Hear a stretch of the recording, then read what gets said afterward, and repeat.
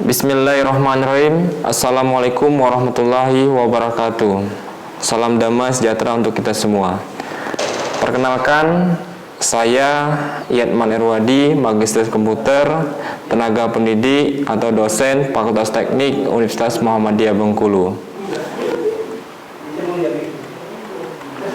Video ini saya buat sebagai sarana penilaian pernyataan diri dosen dalam unjuk kerja Tridharma Perguruan Tinggi bidang pengajaran.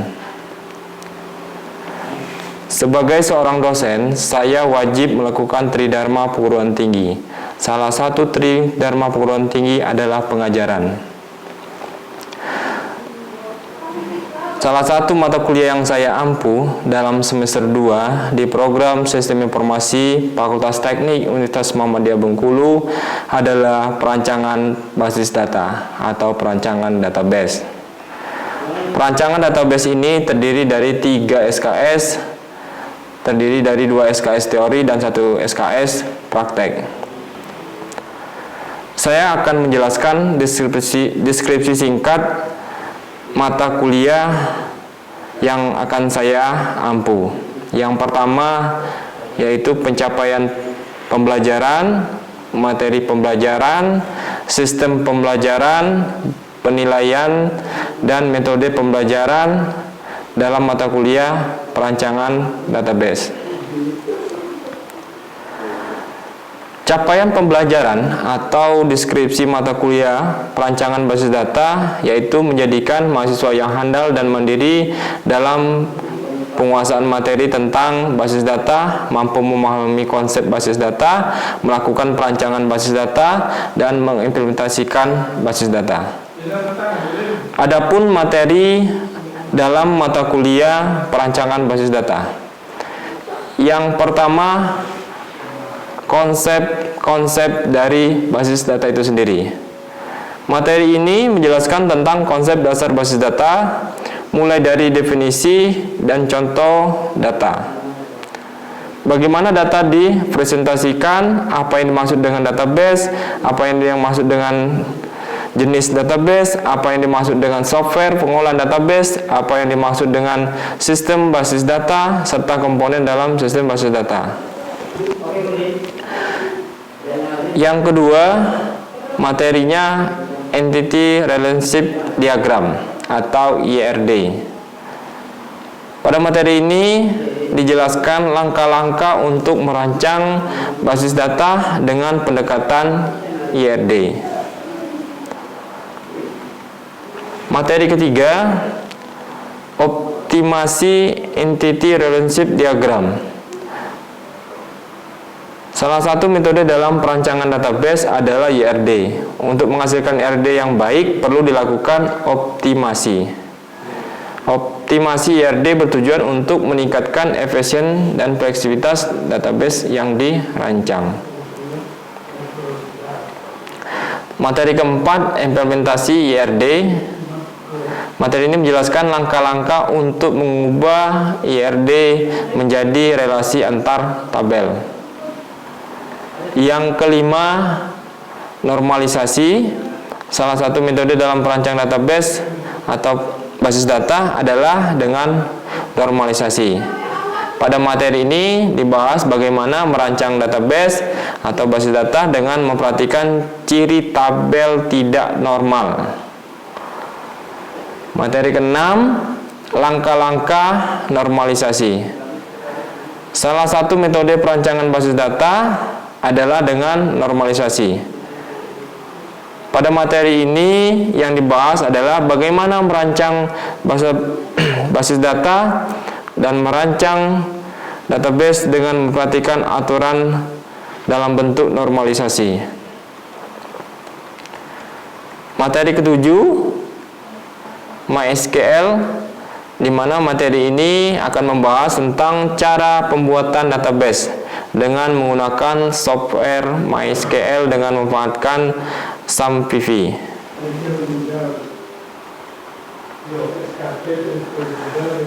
Materi ke-8 yaitu praktek menjalankan skrip pembuatan basis data atau database di MySQL. Di sini nanti diharapkan mahasiswa bisa membuat atau menjalankan skrip yang sudah saya buat untuk memulai perancangan atau pembuatan database menggunakan software MySQL. Yang kesembilan yaitu data manipulation language. Materi ini membahas tentang bagaimana menggunakan data manipulation language untuk mengelola data dalam basis data. Yang ke-10 materinya praktek menjalankan skrip pembuatan basis data di data manipulation language. Yang ke-11 materinya adalah select satu tabel. Materi ini membahas tentang bagaimana menggunakan salah satu jenis SQL yaitu data query language atau DQL untuk menampilkan informasi dari satu tabel.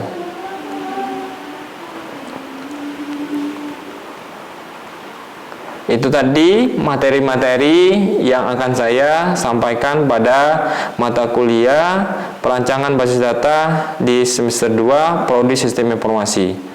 Selanjutnya penilaian. Ada beberapa komponen penilaian yang akan saya lakukan di mata kuliah perancangan basis data.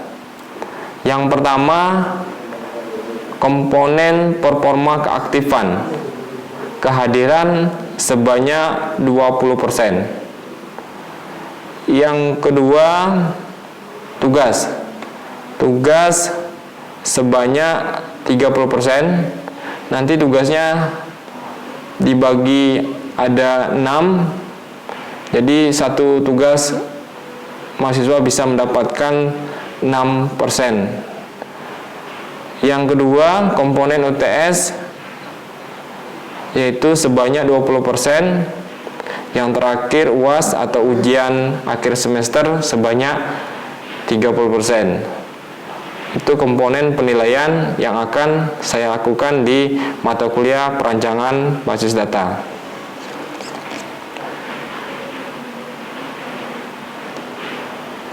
Metode pembelajaran yang akan saya lakukan pada mata kuliah perancangan basis data yaitu metode pengajaran orang dewasa, di mana dalam kelas yaitu pertama pemecahan kasus. Mahasiswa berperan sebagai protagonis yang berusaha untuk memecahkan sebuah kasus. Mahasiswa melakukan analisis terhadap kasus yang membangun rekomendasi solusi, dibantu dengan diskusi kelompok untuk menguji dan mengembangkan rancangan solusi, dan kelas berdiskusi secara aktif. Dengan mayoritas dari percakapan dilakukan oleh mahasiswa, sedangkan dosen hanya memfasilitasi dengan cara mengarahkan diskusi, memberikan pertanyaan, dan observasi. Metode kedua yaitu pembelajaran kelompok berbasis proyek. Pertama, kelas dibagi menjadi kelompok lebih dari satu mahasiswa untuk mengerjakan tugas bersama selama jangka waktu yang ditentukan. Kelompok diberikan masalah nyata yang terjadi di masyarakat atau pertanyaan kompleks, lalu diberikan ruang untuk memberi rencana kerja dan model kolaborasi. Setiap kelompok mempersiapkan presentasi atau karya akhir yang ditampilkan di depan dosen, kelas, ataupun audiens lainnya yang memberikan umpan balik yang konstruktif, dan dosen membina setiap kelompok selama periode pekerjaan proyek dan mendorong mahasiswa untuk berpikir kritis dan kreatif dalam kolaborasi. Pengajaran ini dilakukan dengan tatap muka tetapi tetap menerapkan protokol kesehatan.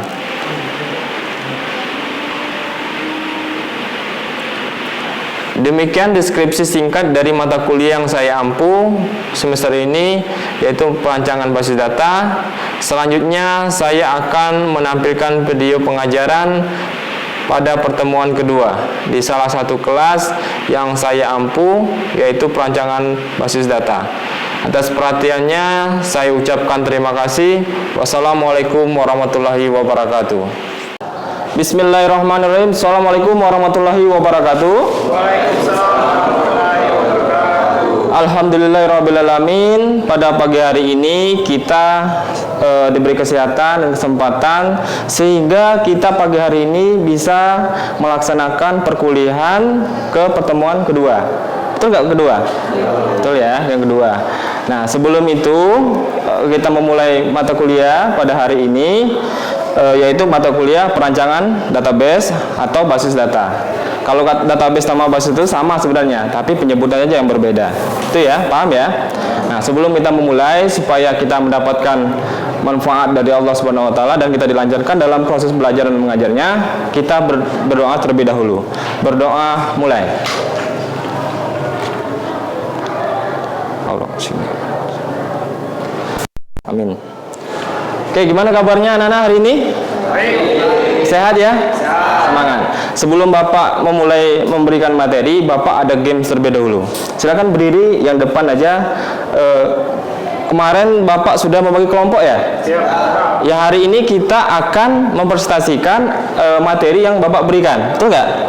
Nah, sebelum kalian mempresentasikan, Bapak ada games untuk membangkitkan motivasi belajar kalian. Sekarang per kelompok aja, berdiri berbaris memanjang. Silakan. Ya, berbaris, maju lagi. Ya, kelompok ayo maju ke belakang. Kelompok ini juga berdiri. Oke.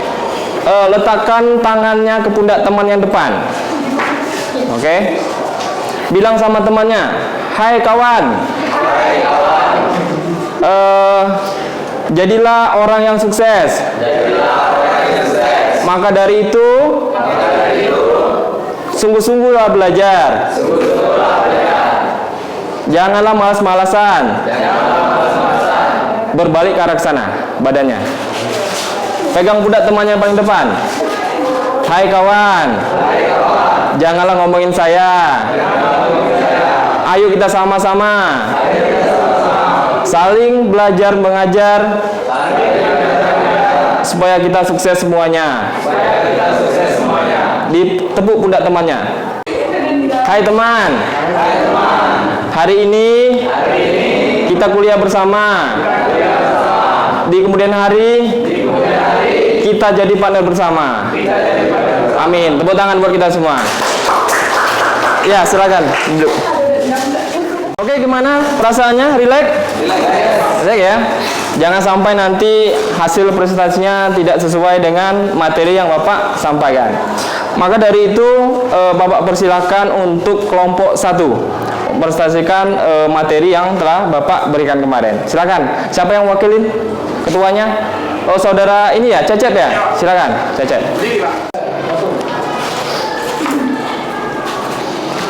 Assalamualaikum warahmatullahi wabarakatuh. Waalaikumsalam warahmatullahi wabarakatuh. Jadi saya akan presentasikan hasil diskusi kita kemarin. Adapun yaitu data, fakta. Fakta harus bisa disimpan dan dicatat. Fakta terdiri dari objek dan kejadian. Objek terdiri dari mahasiswa, mata kuliah, dan dosen. Mahasiswa terdiri dari NPM, nama, dan alamat dan foto. Kejadian terdiri dari presensi dan KRS. Presensi terdiri dari tanggal, NIDN, NPM, dan jam dan kode mata kuliah. Mungkin hanya itu, sekian, terima kasih. Oke, tepuk tangan dulu buat kelompok 1. Baik, kalau sekilas ya, kalau kita dengarkan dari paparan kelompok pertama tadi, ada kalau kita mengenai atau berbicara database atau basis data, yang pertama adalah data. Betul nggak? Data ya. Kalau kita berbicara data, apa itu sendiri data tadi? Kalau dijelaskan dari kelompok pertama tadi adalah data yang berelasi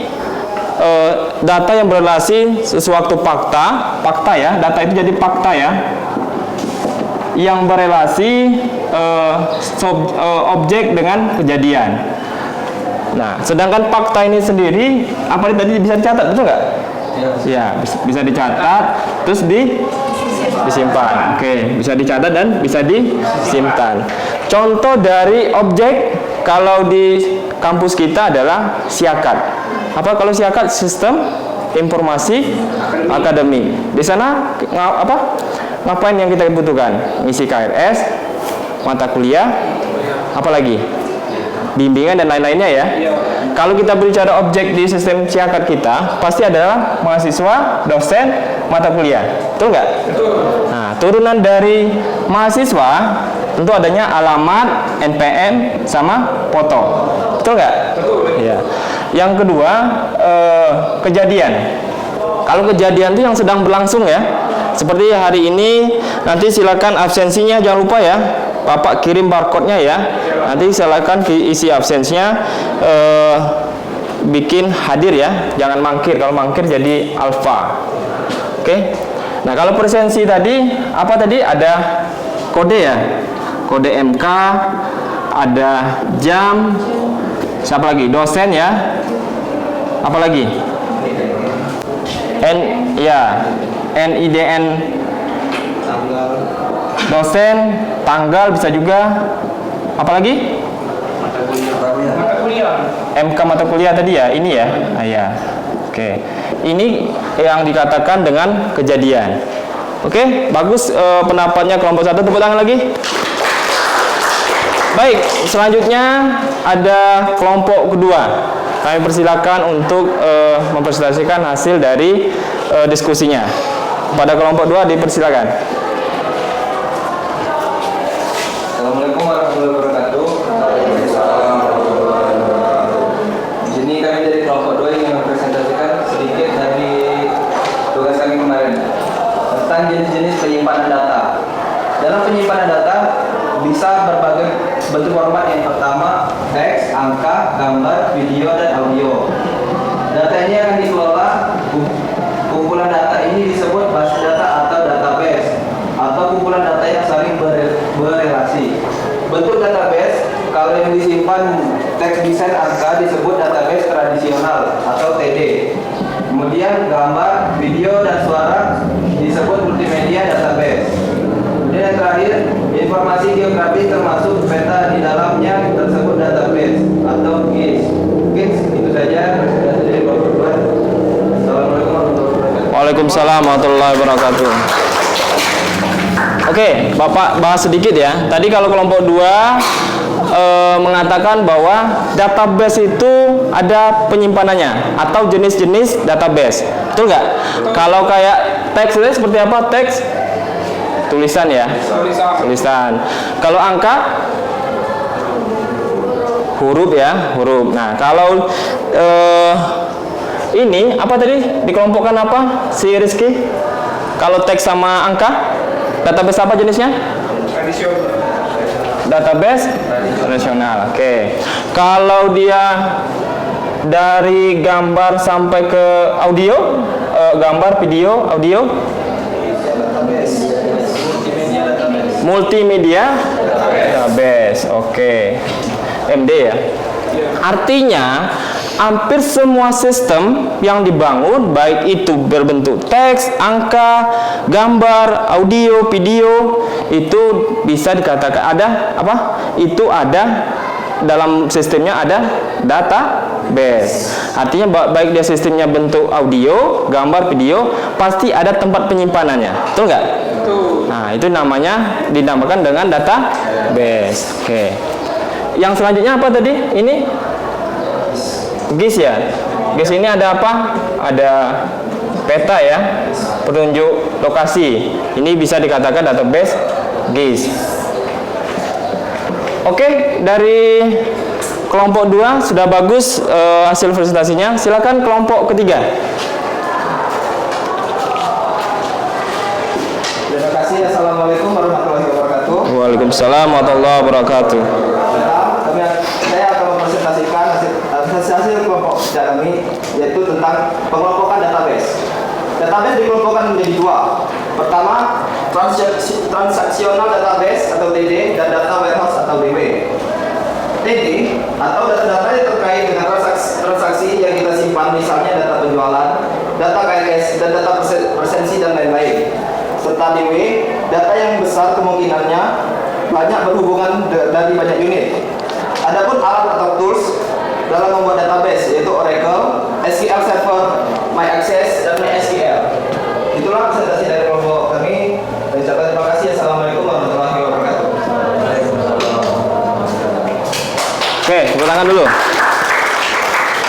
Jadi kalau dibahas dari kelompok 3 tadi bahwa ada tools atau software yang akan tempat kita membuat database itu sendiri. Betul nggak? Yang pertama tadi apa? Oracle ya. Ya. Jadi kita itu sebenarnya bebas aja milih yang mana tempat kita membuat. Ibarat kata kalau kita mau buat tahu, nggak mesti satu tempat ya, tapi banyak tempatnya. Nah, sama dengan database. Database itu banyak tempat kita membuat, bisa software. Tapi kalau kita sering dengar itu adalah MySQL, betul nggak? Betul. Nah, tapi yang sering kita dengar, yang pernah kita lakukan lewat MySQL. Selain ini apa lagi? Tadi yang nomor 3? SQL Server. SQL Server ya. Ini juga bisa. Terus apa lagi?